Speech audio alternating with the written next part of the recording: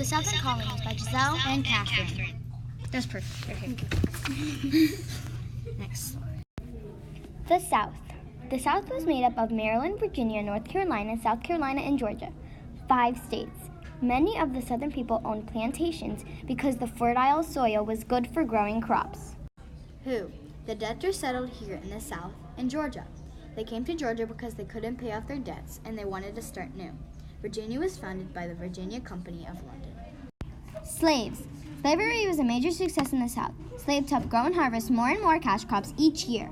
Slaves did not have any freedom, nor did they have any rights to read and write. Slaves were brutally harassed and whipped if their slave owners were not satisfied. Cash crops. In the South, there were sugarcane, tobacco, indigo, rice, and grains. These were called cash crops. Geography/climate. The climate down in the South was hot. There were hot summers and mild winters. The hot and humid climate made it possible to grow crops. These regions were located in the coastal plains. Specializations. The specializations in the South were crops. Crops were very big in the South. These crops were tobacco, rice, indigo, cotton, and forest products, lumber, tar, and pitch. Social/political. Plantations equaled slaves, and slaves equaled labor. There were very few schools in cities. Civic life equaled counties. Interdependence. The Southern colonies depended on the New England colonies for manufactured goods. They also depended on the Mid-Atlantic colonies for grains and livestock.